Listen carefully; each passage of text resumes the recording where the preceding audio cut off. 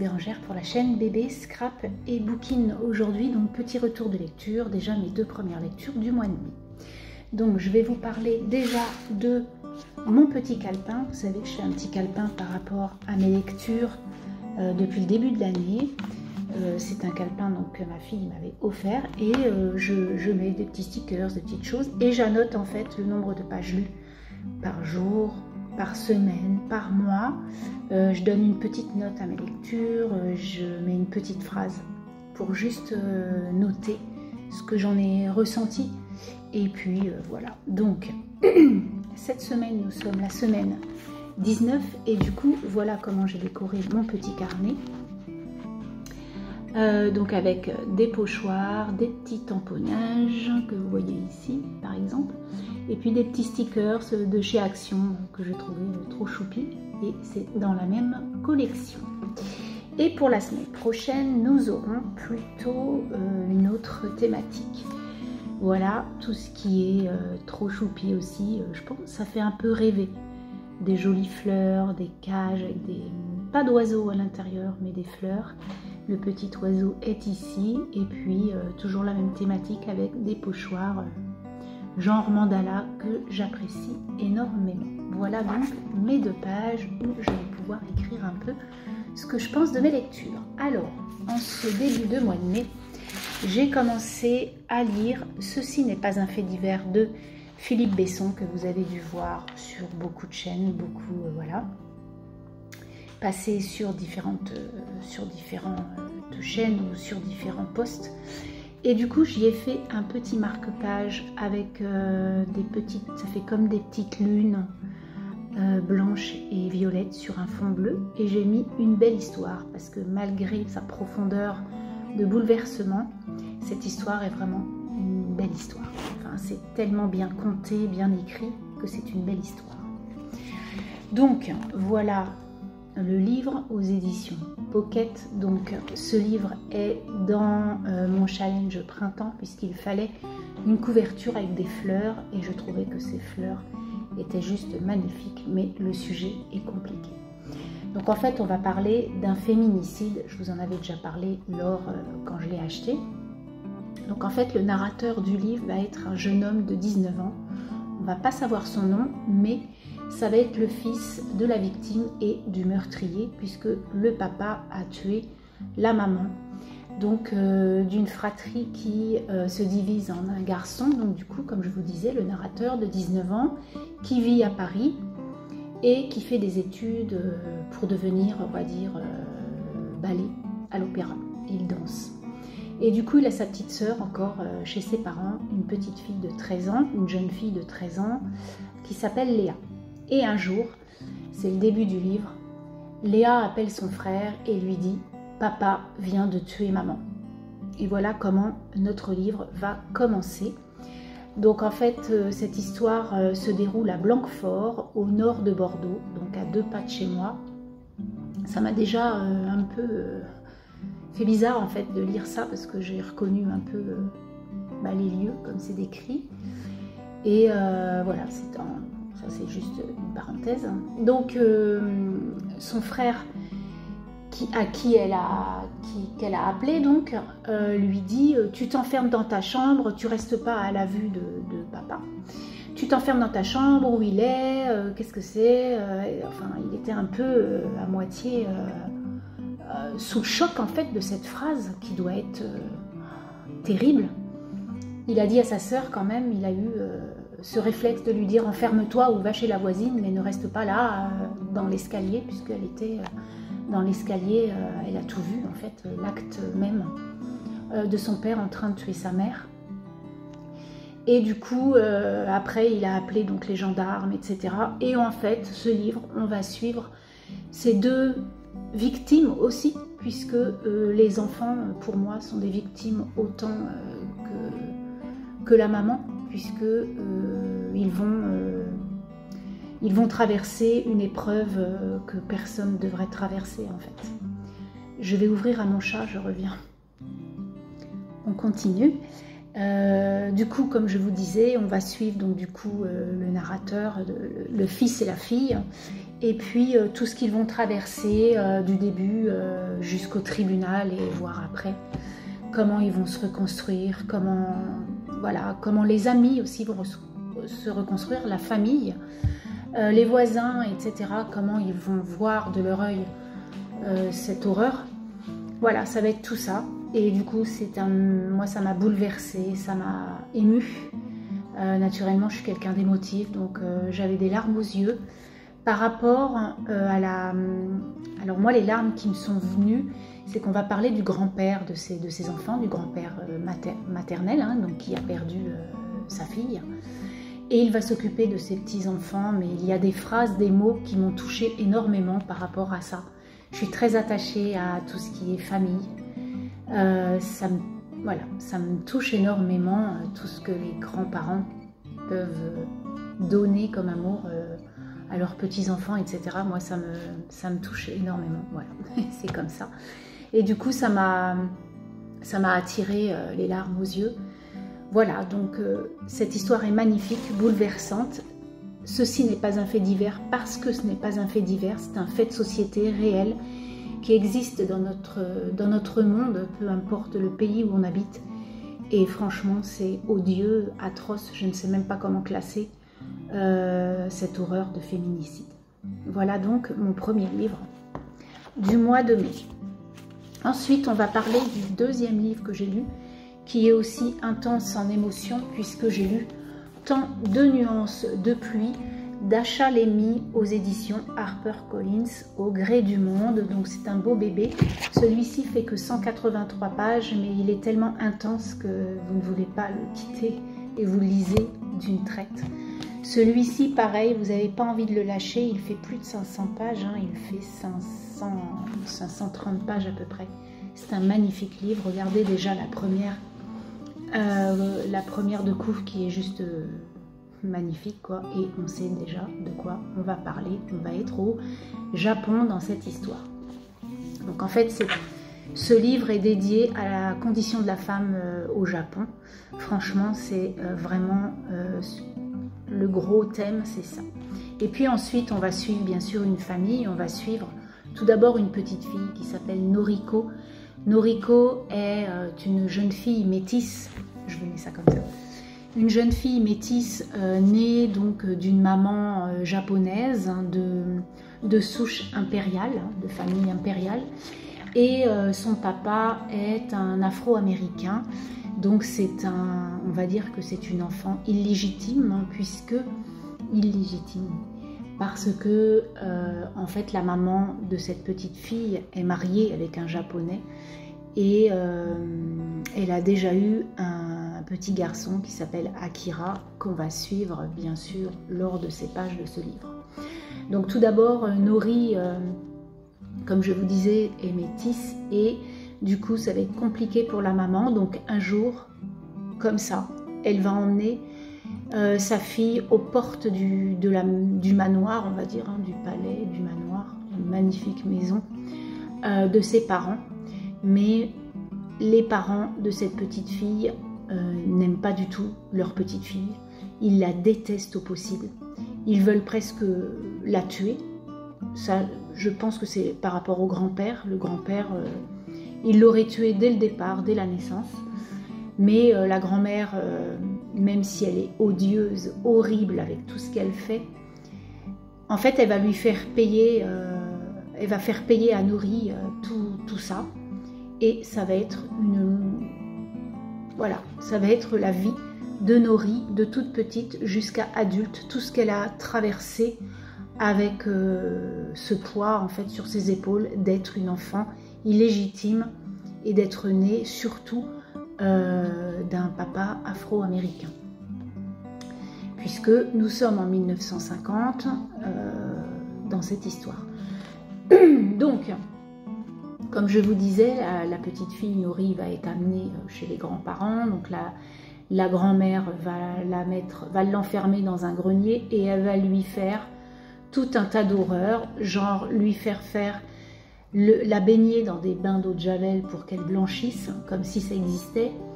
la brosser avec des pierres ou des revêtements qui frottent, genre pierre ponce, ou revêtements de, vous savez, les choses abrasives pour enlever en fait cette pellicule métisse, mais ça n'existe pas.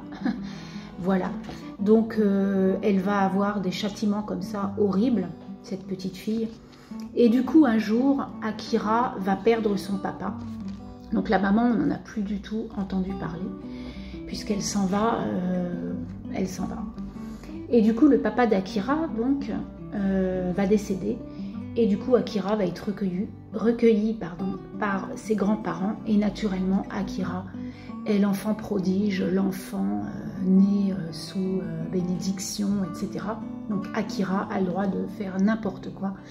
Et Akira va se prendre d'amour pour sa petite sœur, il va essayer de la connaître, etc. Et il va avoir donné des passe-droits à Noriko pour qu'elle ait une vie un petit peu plus facile, on va dire. Voilà, donc on va suivre cette fratrie et il va leur arriver bien des choses à ces deux enfants dans cette famille. Et du coup, moi, j'ai adoré cette lecture. La seule chose qui me pèse par rapport à cette lecture, c'est que la fin n'est pas la fin que j'aurais souhaité. Parce que, bon, ça se trouve, il y aura peut-être une suite, en fait. Ça peut être une suite, parce que ça m'a laissé... En fait, je n'ai pas aimé les choix que Noriko a eu dans sa vie à la fin. Et du coup, si vous lisez ce livre, ben, j'aimerais que vous me disiez, vous, ce que vous en avez pensé, parce que moi, je suis tombée, je me suis dit, oh ben non, pas comme ça va pas se finir maintenant, il y a encore des pages, mais non, il n'y a plus de pages. Et du coup, ouais, je me suis un petit peu... ça m'a un petit peu refroidi, cette fin. Enfin bon, c'est comme ça, c'est une magnifique histoire quand même. Noriko passe par des chemins tortueux et compliqués, mais c'est une jeune fille au tempérament bien vif. Et du coup, elle va se relever plus d'une fois sur tout ça. Voilà donc mes deux premières lectures de ce mois de mai que j'ai adoré. Là, je suis en train de lire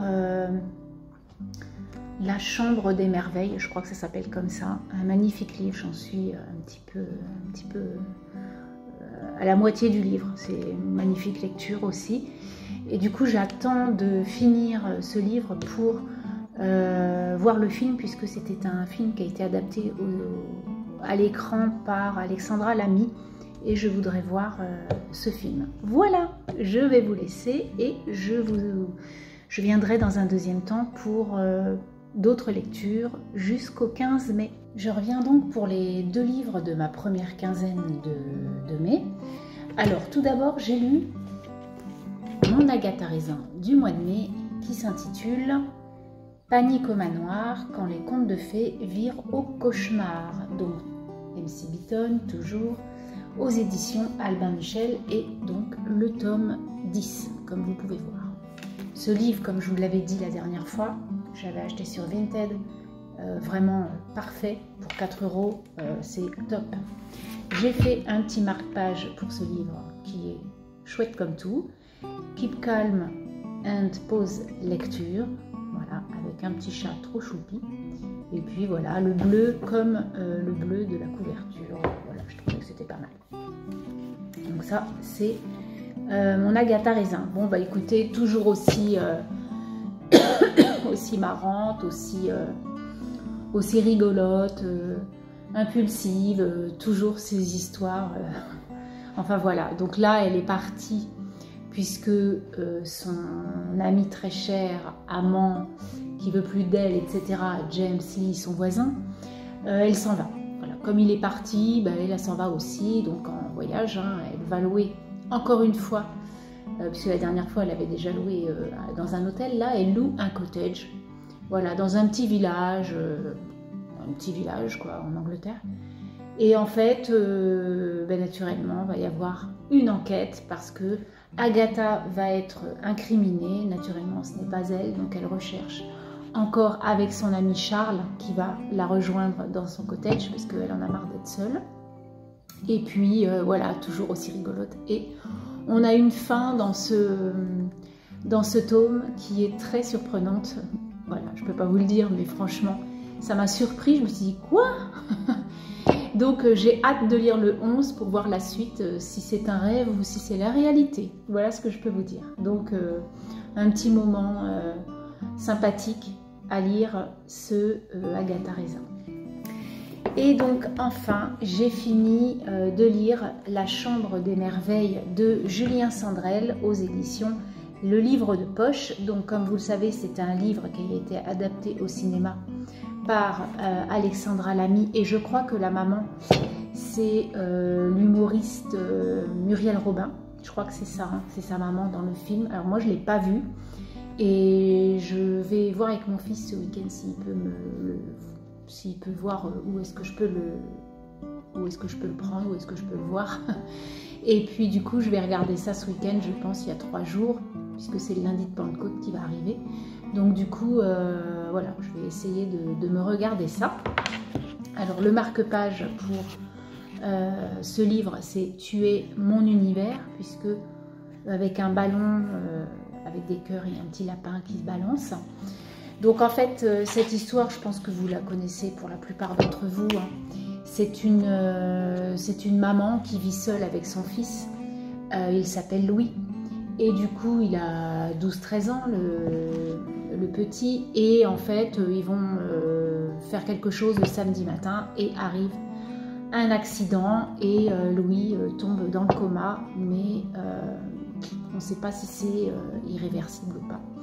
Et en fait, donc Thelma, la maman, va découvrir, elle est naturellement effondrée, elle voit son fils sur un lit d'hôpital, intubé, dans le coma. Les médecins lui disent que faudra, voilà, ils ne connaissent pas trop le pronostic, etc. Ça doit être tellement terrible. Et du coup, il y a quelques fois, elle va dans sa chambre parce que ça lui fait du bien. Et elle découvre un petit cahier dans sa chambre. Et là, il y met dans son petit cahier tout ce qu'il aimerait réaliser avant de mourir. Et en fait, Thelma se dit, si je fais tout ça, peut-être qu'il se réveillera. Donc en fait, elle fait tous les vœux qu'a fait Louis dans son cahier. Et donc elle se filme. Et les infirmières, quand elle est loin, c'est les infirmières qui font voir à Louis, même s'il est dans le coma, ils lui font écouter, etc., les vidéos de sa maman. Et du coup, quand c'est des petites choses sur place, eh bien, c'est elle qui prend le relais. Et j'ai trouvé l'amour d'une maternelle, jusqu'où il pouvait aller. C'est vraiment, vraiment vrai. On a alors l'amour paternel aussi, bien sûr. Mais là, je pense que les mamans, pour beaucoup d'entre nous, on est très fusionnels avec nos enfants. Et du coup, dans un cas comme ça, moi j'ai pleuré, j'avais beaucoup les larmes aux yeux parce que, naturellement, en plus j'ai des enfants, donc j'ai vu comme si c'était moi en fait. Et franchement, c'est une belle histoire et voilà, c'est juste hyper marquant par rapport à l'amour maternel, jusqu'où on peut aller pour ses enfants. Voilà ce que j'ai retenu, le gros message, c'est ça quoi. Et c'est vraiment un bon bouquin. Il est petit, hein, il fait quoi, 300 pages? Ouais, c'est ça, 300 pages à peu près. Et j'ai adoré ma lecture. Voilà. Et enfin, alors je ne l'ai pas fini, hein, j'en suis à 30%. Je lis mon 3e tome de cette série. Et le dernier donc s'appelle L'héritière du Lotus Rose de Kate McAllister aux éditions Archipoche. Ce sont 3 livres que j'ai achetés l'année dernière au salon du livre juste à côté de chez moi. Et j'ai eu la chance que Kate McAllister était là pour me dédicacer mes livres. Et surtout, quel joli tampon. Donc c'est elle qui les a créés, c'est elle qui les a dessinés. Je vous ai déjà montré les 2 premiers. Et le 3e, c'est une belle hindoue comme ça, elle est magnifique. Et du coup, voilà, j'adore ma lecture, j'en suis déjà à 30%, j'adore. Là, je suis en Argentine, au milieu des gauchos. C'est vraiment une belle histoire. Si vous êtes passionné de l'Inde, des histoires, parce qu'il y a de l'histoire aussi. Donc, c'est une romance, je sais pas comment dire, c'est la vie de personnes qui ont eu des enfants, qui ont traversé vraiment beaucoup de choses. Et bon, je vous dirai ce que j'ai pensé de ce tome-là, mais en tout cas les 30 premiers pourcents. Donc là, j'en suis à la 208e page et j'adore. Donc j'ai très hâte de finir mon livre parce qu'il y en a quand même 680, un truc comme ça, à peu près. Donc bon, ce week-end, il sera terminé, mais voilà, une très belle histoire avec Jézabel et Jan. Sur ce, je vais vous laisser et puis pour ma première quinzaine du mois de mai, je vous souhaite une belle journée, une bonne fin de semaine et je vous dis à très bientôt et surtout de bonnes lectures à vous tous. Bye bye.